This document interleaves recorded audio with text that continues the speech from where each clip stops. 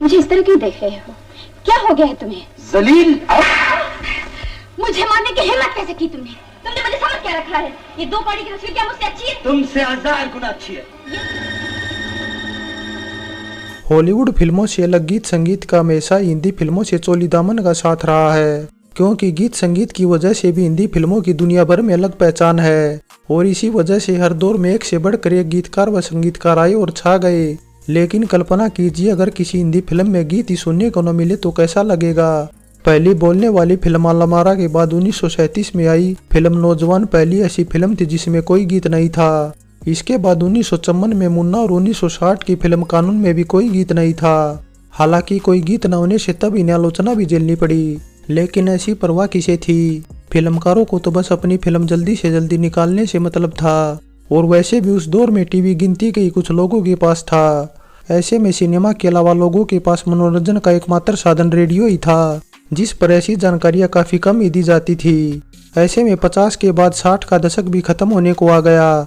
और दशक खत्म होने से पहले 10 अक्टूबर 1969 को क्राइम मिस्ट्री थ्रिल से भरी फिल्म रिलीज होती है इत्तेफाक, जिसमें कोई गीत नहीं था। और कोई गीत न होने से फिल्म की लंबाई भी कम थी, साथ ही फिल्म में इंटरवल भी नहीं था। लेकिन बावजूद इसके दर्शकों को कोई फर्क नहीं पड़ा, क्योंकि फिल्म बलदेव यानी बी आर चोपड़ा के निर्माण व यश चोपड़ा के निर्देशन में बनी थी।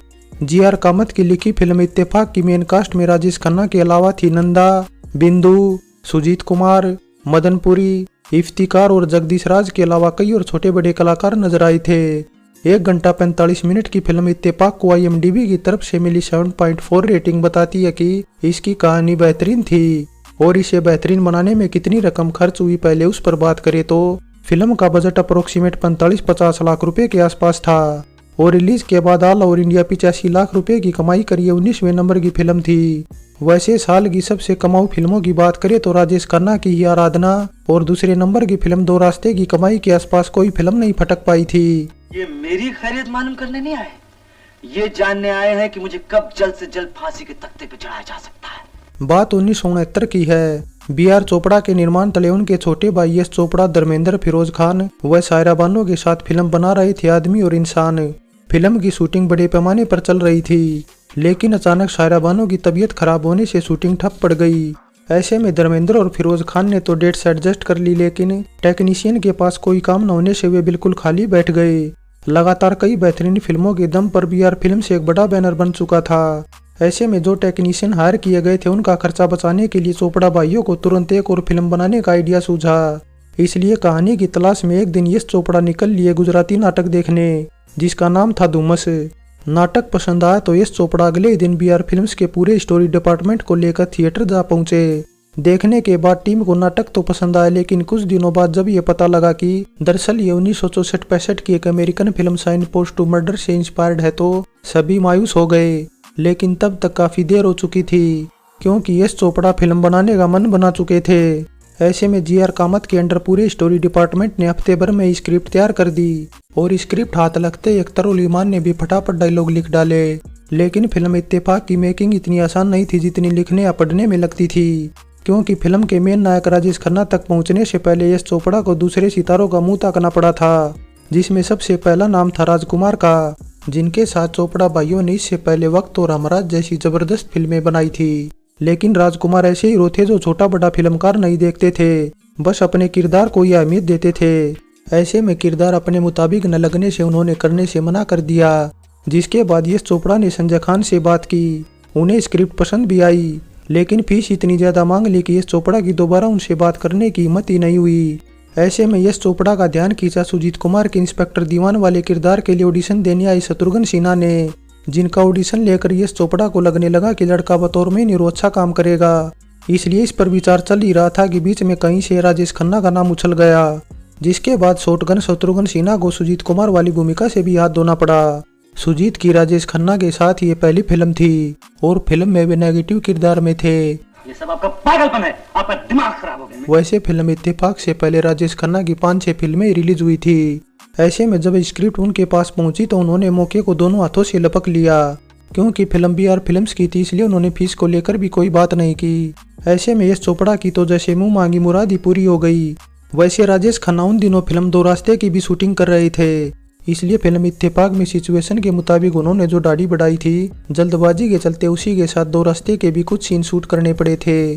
फिल्म दो रास्ते साल के आखिर में रिलीज हुई राजेश खन्ना की दूसरी ब्लॉकबस्टर फिल्म थी। पहली आराधना थी, जो इत्तेफाक के महीने बर्बाद ही रिलीज हुई थी। इसके अलावा बात फिल्म की हीरोइन को लेकर भी कर ली जाए तो नंदा शुरुआत से बी.आर. चोपड़ा के जहन में थी, क्योंकि किरदार के मुताबिक उन्हें एक ऐसी अभिनेत्री चाहिए थी जिस पर दर्शकों को आखिर तक शक न हो। लेकिन बी.आर. चोपड़ा के उलट उनके छोटे भाई एस चोपड़ा माला सिन्हा व राखी में से किसी एक को लेना चाहते थे। ऐसे में माला तो दूसरी फिल्मों में बिजी होने के चलते बाहर हो गई, तो राखी व राजश्री पिक्चर के बीच फिल्म जीवन मृत्यु के कॉन्ट्रैक्ट के चलते बात आगे नहीं बढ़ पाई। ऐसे में यश चोपड़ा को बड़े भाई बी.आर. चोपड़ा की पसंद नंदा को ही लेना पड़ा और नंदा से माफी भी मांगनी पड़ी, क्योंकि यश चोपड़ा ने उन्हें कम आंकने की गलती की थी, जो दरअसल फिल्म के पहले ही ट्रायल शो के दौरान उनकी गलतफहमी दूर हो गई। वैसे अगर देखा जाए तो फिल्म इत्तेफाक की शूटिंग 20-25 दिनों में ही कंप्लीट हो गई थी, क्योंकि फिल्म इत्तेफाक की कहानी केवल एक रात की थी, जिसमें ज्यादातर सितारे भी केवल एक ही कॉस्ट्यूम में नजर आए थे। तो जिस घर में फिल्म की ज्यादातर शूटिंग हुई थी वो भी किसी मंच की तरह ही सजाया लगता था। वैसे शूटिंग जल्दी खत्म होने का एक कारण अगर फिल्म की स्क्रिप्ट थी तो यश चोपड़ा के साथ सहायक निर्देशकों की लंबी फौज होना भी एक कारण था, जिनमें बी.आर. चोपड़ा के बेटे रवि चोपड़ा के अलावा आर.के. सिब्बल, महेन वकील, वासुदेव धीर, अरविंद जोशी और रमेश तलवार के नाम शामिल थे। ऐसे में यश चोपड़ा की गिनती फिल्म इंडस्ट्री के उन निर्देशकों में भी होती है जिन्होंने न सिर्फ अपने सहायकों को निर्देशक बनने में मदद की बल्कि हर तरह से सहायता दी और उनकी फिल्मों का निर्माण भी किया।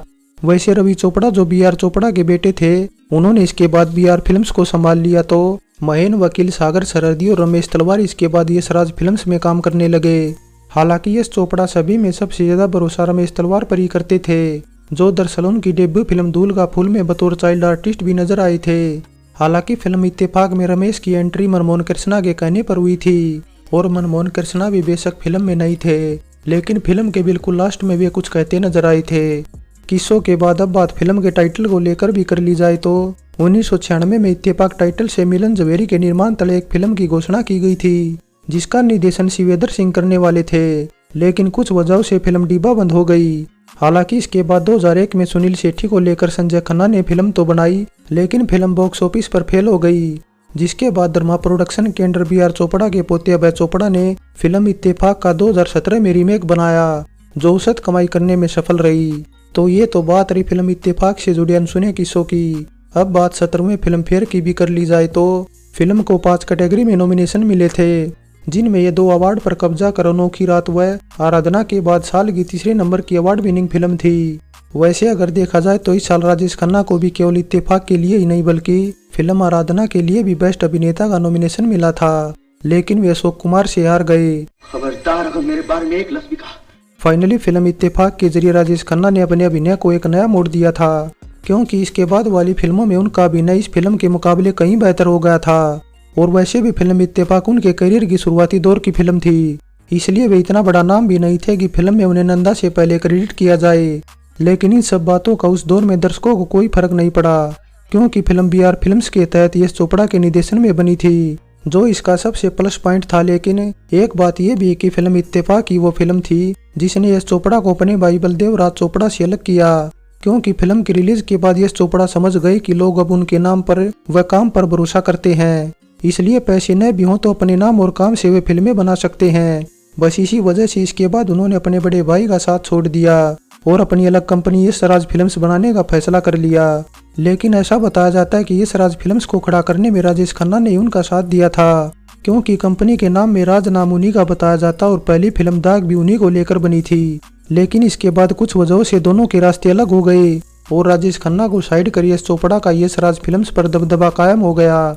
ओल्ड इज गोल्ड में फिल्म इत्तेफाक पर हमारी ये पेशकश कैसी लगी नीचे कमेंट कर बताएं। अच्छी लगी है तो लाइक और शेयर करने के साथ चैनल सब्सक्राइब करें। तो चलते हैं, फिर मिलेंगे एक और नई वीडियो के साथ।